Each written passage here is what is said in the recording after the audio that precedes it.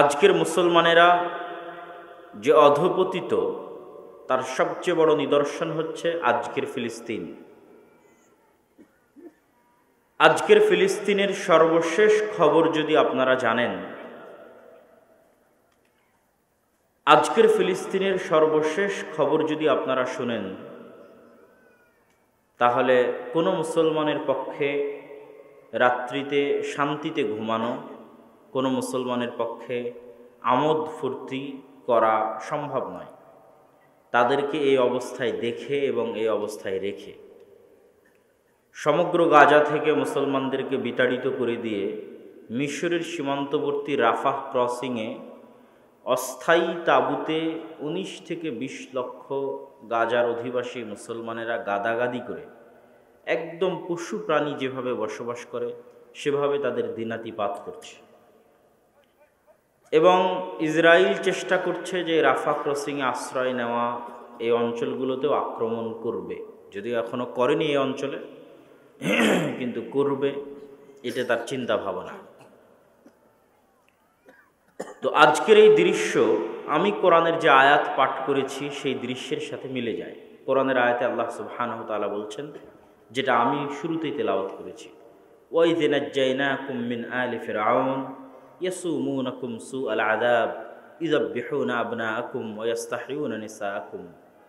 হে বানু ইসরাইলেরা, স্মরণ করো সেই দিনের কথা যেই দিন আমি তোমাদেরকে বাঁচিয়ে দিয়েছিলাম ফেরাউনের কবল থেকে।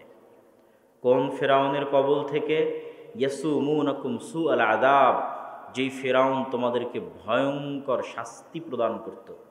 ইযাববিহুনা আবনাআকুম, কিভাবে শাস্তি দিত? তোমাদের পুরুষ সন্তানদেরকে তোমাদের চোখের সামনে জবাই করত, চোখের সামনে ছুরি দিয়ে তোমাদের পুরুষ সন্তানদের জবাই করা হতো। ওয়া ইস্তাহইউনা নিসাআকুম, আর যদি কন্যা সন্তান হয় তাহলে বাঁচিয়ে রাখা হতো। এই ছিল ফেরাউনের অত্যাচারের ছোট্ট নমুনা যা আল্লাহ কোরআনে উল্লেখ করেছেন। এরকম হাজারো লাখ বানু ইসরায়েলের সন্তানকে জীবিত ফেরাউন হত্যা করেছে, পুরুষ সন্তানকে তাদের বাপ মায়ের চোখের সামনে। তো সেই দিন ফেরাউন হত্যা করেছিল তাদের বাপ মায়ের চোখের সামনে। আর আজকের যুগের যারা ফেরাউন, তারা হত্যা করতেছে সারা পৃথিবীর কোটি কোটি মানুষের চোখের সামনে, একজন দুইজন মানুষের চোখের সামনে নয়। বিবিসি, CNN, আল জাজিরার লাইভের সামনে, ফেসবুক, ইউটিউব, ইনস্টাগ্রামের বিভিন্ন ভিডিওর সামনে পৃথিবীর কোটি কোটি মানুষ দেখতেছে যে ওখানে হত্যা হচ্ছে, ওখানে নিরীহ মানুষকে বম মেরে হত্যা করা হচ্ছে। পৃথিবীর সকল দেশের সকল রাজা, বাদশাহ, প্রেসিডেন্ট, প্রাইম মিনিস্টার, প্রধানমন্ত্রী, রাষ্ট্রপতি সবাই দেখছে যে ওখানে হত্যা হচ্ছে।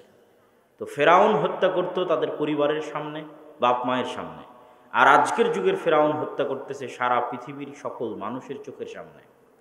তাহলে ওই যুগের বানু ইসরায়েলেরা ওই যুগের ফেরাউনের যেমন গোলাম ছিল, আজকের যুগের মুসলমানেরা আজকের যুগের ফেরাউনের তার চেয়ে বেশি গোলাম, তার চেয়ে বেশি বড় কৃতদাস। ওই যুগের বানু ইসরায়েলদের ওই যুগের ফেরাউনের কাছে যতটুকু ভ্যালু ছিল, মূল্য ছিল, আজকের যুগের মুসলমানদের আজকের যুগের ফেরাউনদের কাছে অতটুকুও মূল্য নাই। যেটা আল্লাহ সুবহানাহু ওয়া তাআলা কোরআনে উল্লেখ করেছেন যে কীরকম গোলামির জীবন বানু ইসরায়েলের ছিল, আল্লাহ উল্লেখ করেছেন যে তাদের চোখের সামনে তাদের ছেলেকে জবাই করা হবে, বাধা দিতে পারবে না। এই রকম গোলামি ছিল তাদের জীবনে। আর আমাদের জীবনে তার চেয়ে বড় এবং বেশি ভয়ঙ্কর গোলামি ঝুলছে আমাদের গলায়, যে সারা পৃথিবীর মানুষের সামনে হত্যা করছে কিন্তু কেউ বাধা দেওয়ার নাই। এতটা মূল্যহীন আমরা হয়ে গেছি এই পৃথিবীতে। তো এখানকার শিক্ষাটা কোথায় থেকে আমরা পাব? আজকে আপনি এখানে বসে আছেন, মনে করছেন খুবই আরামে আছি, ওই দিন যে আপনার আসবে না এটার কোনো গ্যারেন্টি নাই। এই যে অল্প কয়েকদিন আগে, গতকাল না পরশুদিন, রাজধানী ঢাকার বেইলি রোডে যে জ্বলন্ত আগুনের মধ্যে নিঃশ্বাস বন্ধ হয়ে 45, 46 থেকে 50 জন মানুষ যে মারা গেল, কেউ আগুনে পুড়ে, কেউ নিঃশ্বাস বন্ধ হয়ে। তো তারা সামান্য সময়ের জন্য হলেও ওই কষ্টটা আস্বাদন করতে পেরেছে, যেই কষ্টটা গাজার ফিলিস্তিনের মানুষ 24 ঘন্টা ভোগ করতেছে। তো ওই দিন যে আমাদের উপর আসবে না এটার কোনো গ্যারেন্টি নাই। যেহেতু আমাদের নামের আগে মুসলমান, যেহেতু আমরা পরিচয় দিচ্ছি মুসলিম হিসেবে, সেহেতু এই রকম যে কোনো বিপদের মুখোমুখি আমাদেরকে হতে হবে। অতএব কেন আজ সমগ্র বিশ্বে মুসলমানেরা এরকম ভয়ঙ্কর দিন পার করছে তা জানা আমাদের অত্যন্ত জরুরি। প্রত্যেক মা এবং বোনের জরুরি এবং প্রত্যেক দিনী ভাইয়ের জরুরি। এই আলোচনার শুরুর পয়েন্ট হচ্ছে আজকের যুগের মুসলমানেরা এই যুগের বানু ইসরাইল। বানু ইসরাইল এমন একটি জাতি যেই জাতির কথা পবিত্র কোরআনে আল্লাহ সুবহানাহু ওয়া তাআলা সবচেয়ে বেশি বলেছেন। আর দ্বিতীয় কোনো জাতির কথা এই পবিত্র কোরআনে এত বিস্তারিত আল্লাহ আলোচনা করেননি। আদ জাতি বলেন, সামুদ জাতি বলেন, কওমে লূত বলেন, কওমে নূহ বলেন, এরকম বিভিন্ন জাতির কথা আল্লাহ সুবহানাহু ওয়া তাআলা 1-2 লাইনের মধ্যে শেষ করে দিয়েছেন। আর বানু ইসরাইলের গল্প আল্লাহ সুবহানাহু ওয়া তাআলা কোরআন মাজিদে অনেক বেশি বিস্তারিত আলোচনা করেছেন, তার মধ্যে সূরা বাকারা অন্যতম। তো এত বিস্তারিত বানু ইসরাইলের গল্প পবিত্র কোরআনে আলোচনা করার কারণ কি? কারণ হচ্ছে রাসূল সাল্লাল্লাহু আলাইহি ওয়াসাল্লাম এক হাদিসে বলেছেন, সহিহ হাদিস, লাতাসলুকান্না, তোমরা অবশ্যই চলবে, আও লাতারকাবুন্না, তোমরা অবশ্যই আরোহণ করবে, প্রত্যেক ওই রাস্তায়, প্রত্যেক ওই গর্তে, প্রত্যেক যেই গর্তে বানু ইসরাইল গেছে, প্রত্যেক যেই রাস্তায় বানু ইসরাইল চলেছে। আল্লাহর নবীর হাদিস যে আমার উম্মাতে মুহাম্মাদি প্রত্যেক ওই রাস্তায় চলবে যেই রাস্তায় বানু ইসরাইলেরা চলেছে, প্রত্যেক ওই গর্তে প্রবেশ করবে যেই গর্তে বানু ইসরাইলেরা প্রবেশ করেছে। তাহলে 1400 বছর আগে রাসূল সাল্লাল্লাহু আলাইহি ওয়াসাল্লাম স্পষ্ট বলে দিয়েছেন যে আমরা একদিন বানু ইসরাইল হয়ে যাব। সুতরাং আমি যে বলছি আমরা এই যুগের বানু ইসরাইল, এটা আমি বানিয়ে বলছি না। বাক্যটা শুনতে নতুন লাগতে পারে, কিন্তু বলতেছি হাদিস থেকেই। রাসূল সাল্লাল্লাহু আলাইহি ওয়াসাল্লাম স্পষ্ট বলে গেছেন আমার উম্মত প্রত্যেক ওই গর্তে প্রবেশ করবে, ওই রাস্তায় চলবে যে রাস্তায় বানু ইসরাইল চলেছে, যেই গর্তে বানু ইসরাইল প্রবেশ করেছে। আর আমি বলছি আমরা অলরেডি সেটা হয়ে গেছি, তথা আমরা এই যুগের বানু ইসরাইল। আর এই জন্যই আল্লাহ সুবহানাহু ওয়া তাআলা কোরআন মাজিদে বানু ইসরাইলের ঘটনা এত বিস্তারিত বলেছেন, যেন উম্মাতে মুহাম্মাদি সামনে রমজান আসছে, বানু ইসরাইলের ঘটনা যেন একটু মনোযোগ দিয়ে পড়ে এবং মিলিয়ে দেখে যে ওই বানু ইসরাইলদের সাথে আমাদের কি মিল আর কি অমিল। তারা কোথায় কোথায় গেছে, কেমন কি করেছে, তাদেরকে আল্লাহ কেমন কি দয়া দিয়েছে, আর আল্লাহ আমাদেরকে কেমন কি দয়া দিয়েছিল, আর আমরা কি করেছি আর তারা কি করেছে। সম্মানিত উপস্থিতি, তো বক্তব্যের শুরুতে সংক্ষিপ্তভাবে বানু ইসরাইলের একটু পরিচয় বলে নিই। কেননা আমরা যেই সমস্যায় ভুগতেছি বানু ইসরাইলেরা একই সমস্যায় ভুগেছে, যেটা ওই আয়াত দিয়ে শুরু করেছি, যে ওদের ছেলে সন্তানদের ওদের চোখের সামনে জবাই করা হয়েছে। আর আজকে আমাদের জবাই করা হচ্ছে সারা পৃথিবীর মানুষের চোখের সামনে। বিপদ একই, সেম বিপদ। ওরা ছিল ওই যুগের ফেরাউনের গোলাম, আমরা এই যুগের ফেরাউনের গোলাম। তো ওরা যেইভাবে এই ধ্বংসের রাস্তায় গেছে, আমরা এইভাবে এই ধ্বংসের রাস্তায় গেছি। ওদের জন্য উত্তরণের যে রাস্তা, আমাদের জন্য উত্তরণের সেই রাস্তা। 1400 বছরের ব্যবধানে আমরা ধীরে ধীরে বানু ইসরাইলে পরিণত হয়েছে। এই জন্য আল্লাহ বানু ইসরাইলের এত বিস্তারিত বর্ণনা পবিত্র কোরআনে দিয়েছেন, আর রাসূল সাল্লাল্লাহু আলাইহি ওয়াসাল্লাম ভবিষ্যৎবাণী করে গেছেন। তো বানু ইসরাইলকে, ইসরাইল হচ্ছে ইয়াকুব আলাইহিস সালাতু ওয়াস সালামের অপর নাম। ইয়াকুব আলাইহিস সালাতু ওয়াস সালামকে তিনি ইসহাক আলাইহিস সালাতু ওয়াস সালামের সন্তান, ইসহাক আলাইহিস সালাতু ওয়াস সালাম হচ্ছেন ইব্রাহিম আলাইহিস সালাতু ওয়াস সালামের সন্তান। তাহলে ইব্রাহিমের ছেলে ইসহাক, ইসহাকের ছেলে ইয়াকুব, ইয়াকুবের ছেলে ইউসুফ। পরপর 4 জন নবী, ইউসুফ বিন ইয়াকুব বিন ইসহাক বিন ইব্রাহিম, পরপর 4 জন নবী। তো এই যে তৃতীয় স্তরে যিনি নবী, যিনি ইয়াকুব, ইয়াকুব বিন ইসহাক বিন ইব্রাহিম, ইব্রাহিমের ছেলে ইসহাক, ইসহাকের ছেলে ইয়াকুব। এই ইয়াকুবকে আল্লাহ সুবহানাহু ওয়া তাআলা 2 স্ত্রী থেকে 12 সন্তান দিয়েছিলেন, 12 সন্তান, তথা ইউসুফ আলাইহিস সালাতু ওয়াস সালাম আর তার ভাই 11 জন, মোট 12 জন। ইউসুফ যেহেতু ইয়াকুবের সন্তান, সেহেতু ইউসুফ আর তার 11 ভাই, মোট 12 জন। এই 12 জনকে বলা হয় বানু ইসরাইল বা ইসরাইলের সন্তান তথা ইয়াকুবের সন্তান। এই 12 জন এবং তাদের বাপদাদারা ইব্রাহিম, ইসহাক, ইয়াকুব সবাই ফিলিস্তিনে বসবাস করতেন, জেরুজালেম পবিত্র ভূমিতে বসবাস করতেন। আর ইব্রাহিম তার আগে বসবাস করতেন ইরাকে। ইরাকের বাগদাদ থেকে অনতি দূরে একটা তৎকালীন যুগের উন্নত শহর ছিল ব্যাবিলন, যাকে কোরআনে বলা হয়েছে বাবেল। কোরআনের একটা আয়াত আছে, বিবাবিলা হারুত ওয়া মারুত, যে হারুত মারুতকে অবতীর্ণ করেছিলাম বাবেল নগরীতে। সেটাকে ইংরেজিতে বলা হয় ব্যাবিলন, বাংলাতেও লেখা হয় ব্যাবিলন, বিবাবেল। বাগদাদ থেকে অল্প দূরে ওখানে বাড়ি ছিল ইব্রাহিম আলাইহিসসালামের। বাপ যখন বাড়ি থেকে বের করে দিয়েছে তখন তিনি হিজরত করেছেন ইরাক থেকে জেরুজালেম।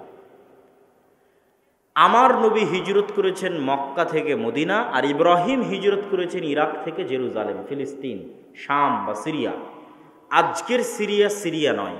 কোরআন এবং হাদিসে যখনই শাম বলা হবে, যখনই সিরিয়া বলা হবে, আল্লাহুম্মা বারিক লানা ফি শামিনা, আল্লাহুম্মা বারিক লানা ফি ইয়ামানিনা, হে আল্লাহ আমাদের ইয়ামানে বরকত দিন, হে আল্লাহ আমাদের সিরিয়াতে বরকত দিন। আল্লাহর নবীর দোয়া শামের জন্য, সিরিয়ার জন্য।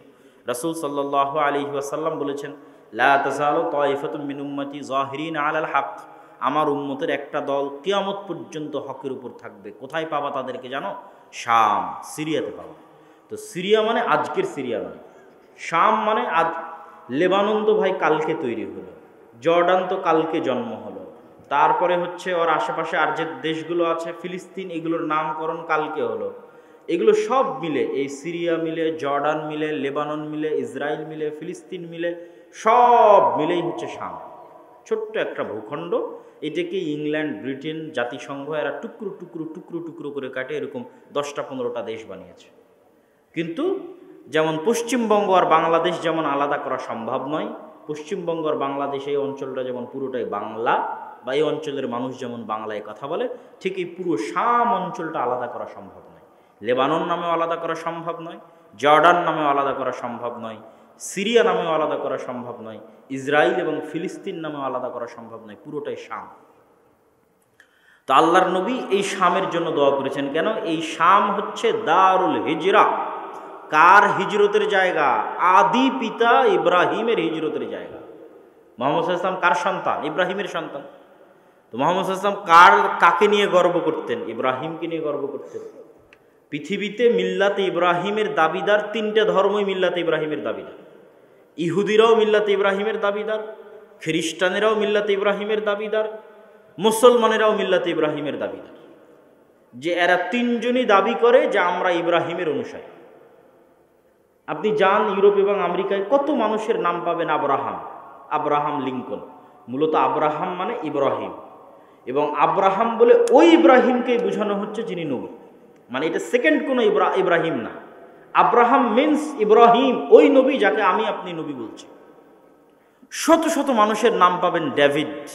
ডেভিড মানে দাউদ, যেই দাউদ নবীকে আমি বুঝাচ্ছি, ও ডেভিড মানে সেকেন্ড কোনো পার্সনকে বুঝাচ্ছে না, দ্বিতীয় কোনো মানুষকে বুঝাচ্ছে না, নবী দাউদ আলাইহিস সালাতু ওয়াস সালামকে বুঝাচ্ছে।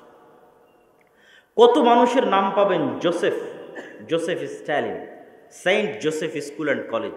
জোসেফ মানে ইউসুফ। আমি ইউসুফ বলে যেই নবীকে বুঝাচ্ছি, ও জোসেফ বলে ওই নবীকেই বুঝাচ্ছে, কোনো পার্থক্য নাই। ধারা বিবরণীতে, তাওরাত বাইবেলে ধারা বিবরণীতে ঘটনায় কিছু পার্থক্য থাকতে পারে, কোরআনের সাথে কিছু অমিল থাকতে পারে, কিন্তু মূল ঘটনা একই। নবী ইউসুফ আর তাদের দৃষ্টিতে জোসেফ ঘটনা একই।